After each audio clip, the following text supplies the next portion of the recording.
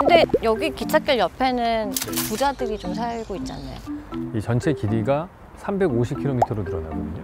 오늘 수학이 좀 약해가지고. 네. 교수님도 수학 약하다고 들었는데? 아니, 저는 이제 산수 정도 수준이에요. 이건 그냥 이렇게.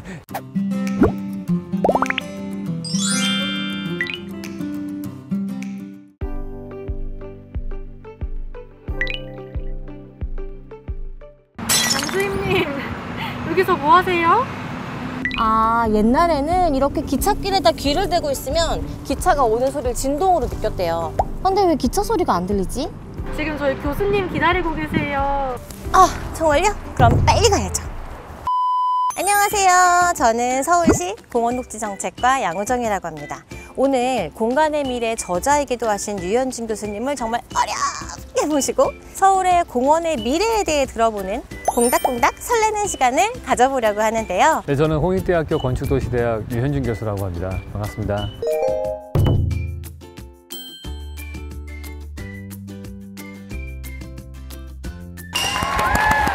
교수님의 그 셜록 현준 채널의 진짜 찐 애청자거든요. 특히 이 공원에 대해서도 많은 말씀을 해주신 걸로 알고 있는데 서울의 공원이 나아가야 할 방향성에 대해서도 좋은 꿀팁을 제시해 주실 수 있으실까요? 일단 사인을 좀 받으려고 하는데 대체 어디 갔어? 네, 저희 그러면 그냥 한번 걸으면서 얘기 나눠보도록 할까요? 아, 그럴까요? 네. 교수님을 뵌다고 하니까 제가 네. 궁금한 게 정말 많았어요. 시에서 직접 운영하는 공원이 25개, 그리고 크고 작은 공원이 2,900여 개가 있습니다. 근데 이 경의선 숲길을 굉장히 극찬해 주셨다고 들었어요. 네. 이 경의선 숲길 평소에 자주 걸으시나요? 네, 여기 자주 걷는 공원입니다. 제일 많이 걷는 공원이기도 한 것 같아요. 뭐 일주일에 몇 번씩 이렇게 걸으시나요? 일주일에 몇 번은 걷는 것 같아요. 진짜. 이 공원 걸으면서 이 점은 정말 좋다 하는 그런 부분이 있으셨어요? 일단 걸으면서 주변에 들어갈 커피숍이 많다는 거죠.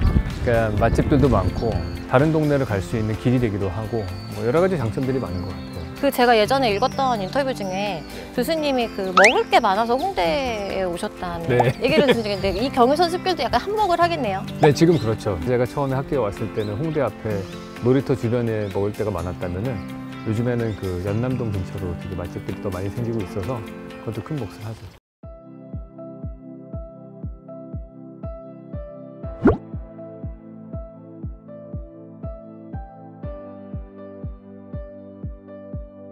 어떻게 보면 슬픈 역사일 수도 있는데 그걸 그대로 두고 이 공원으로 재탄생한 것에 대해서 어떻게 생각하시나요? 뭐 엄청 훌륭하다고 생각하는데 교통로로 쓰던 이런 철길들이 비어있는 땅으로 후대에게 주어지는 선물 같은 곳이 되는데 그중에서도 가장 좋은 거는 이런 선형의 공원으로 만드는 거라고 생각을 해요. 어떻게 보면은 예전에는 되게 어려운 환경을 가지신 분들이 기찻길 소음이 많은 곳에 살던 그런 도시들이 만들어지잖아요. 공원화가 되면서 도시 조직하고 되게 밀접한 연관을 가지는 그러한 공원이 만들어진다고 볼 수 있죠. 근데 여기 기찻길 옆에는 부자들이 좀 살고 있지 않나요? 제가 처음에 2005년도에 홍대에 부임했을 때 여기 경의선 숲길 공원 생기니까 돈 있으면 여기 땅을 사라.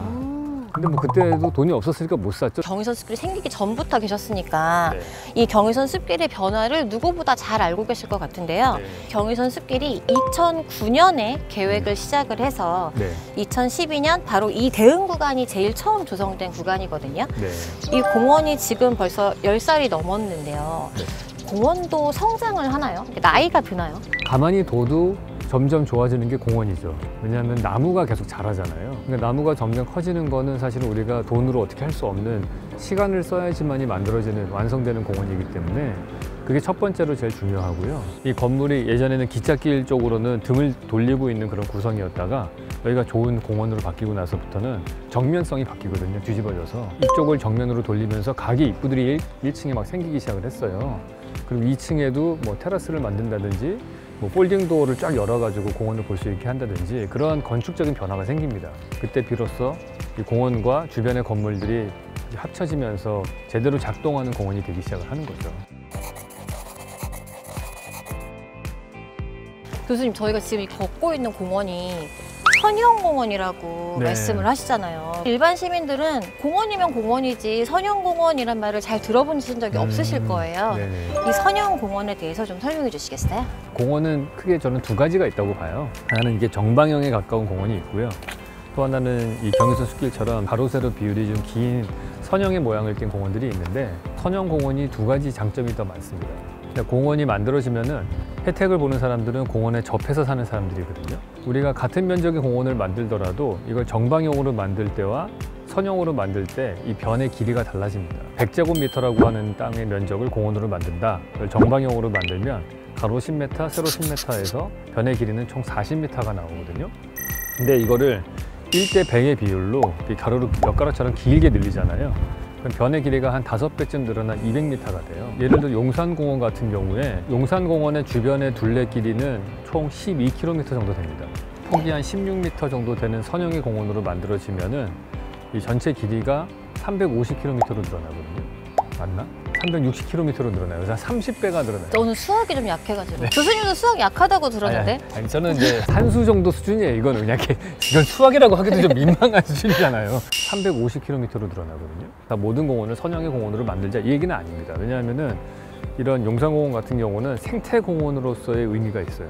경의선 숲길 같은 거는 근린공원의 역할이 더 큰 거죠. 그래서 도시하고 접하는 변의 길이가 늘어나게끔 이렇게 디자인된 선형의 공원이 그런 장점이 있고, 두 번째 장점은 다른 지역을 연결한다는 점이에요. 이 경의선 숲길이 생기기 전에는 저희 홍대 앞에 연남동하고 마포구 공덕동하고는 아무 상관도 없는 동네였거든요. 이 공원이 만들어졌더니 연남동에 사시는 분이 공덕동으로 산책을 오시고 공덕동 분은 연남동으로 산책을 가시거든요. 그러니까 서로 오가면서 같은 공원을 산책하는 공통의 추억을 가지게 되는 일이 생기는 거죠. 우리가 지역 간의 격차라든지 이런 것들도 없어지고 우리가 더 많은 사람들하고 같은 사회에 산다는 공동체 의식도 더 강해질 수 있다고 생각을 합니다.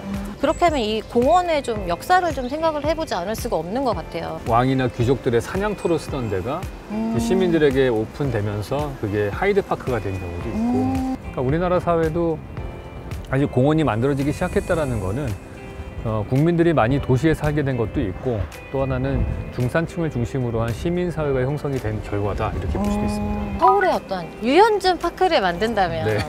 어떤 모양으로 만들고 싶으세요?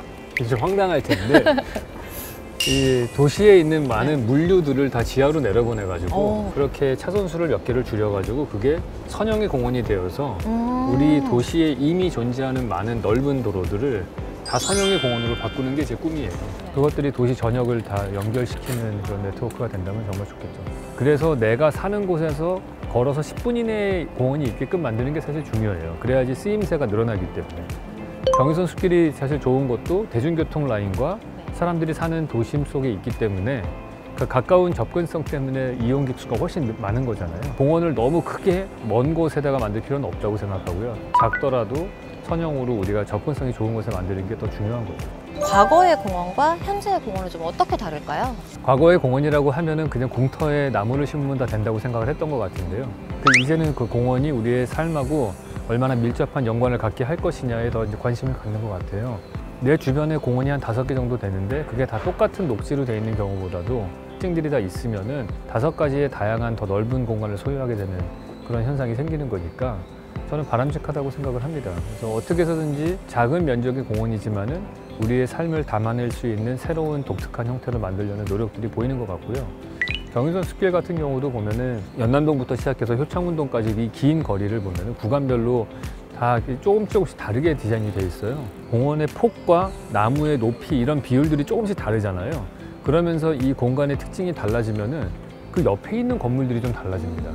그러니까 어떤 구간은 되게 카페들이 많은 구간이 있고 어떤 구간은 식당이 좀 있는 구간이 있고 어디는 아예 없는 구간도 있고 그렇게 점점 주변하고 이렇게 연합을 하면서 특징들이 완성돼 가는 걸 느낄 수가 있어요. 그런 현상들은 앞으로도 계속 더 많이 생겼으면 좋겠다 생각을 합니다. 이 경의선 숲길이 끝부터 끝까지 6.3km고요. 네. 이 도시 공간을 좀 제외하고 완전한 녹지 공간으로 보면 4.9km 정도가 된다고 하더라고요. 사실 교수님이랑 이 촬영을 하기 전에 답사를 하느라고 왕복을 해봤거든요. 네. 21,000보 나오더라고요. 그래서 운동하시고 싶으신 분들, 만보 걷기 하시고 싶으신 분들은 네. 편도로 한번 걸으시면 진짜 좋을 것 같아요. 네. 교수님 왕복 다 해보셨나요? 한 번에 걸어본 적은 없는 것 같아요. 저는 사실 교수님을 벤치의 건축가라고 들어왔거든요. 네, 예. 맞나요? 영광입니다. 교수님만의 멍 때리는 법이 좀 있을까요? 저는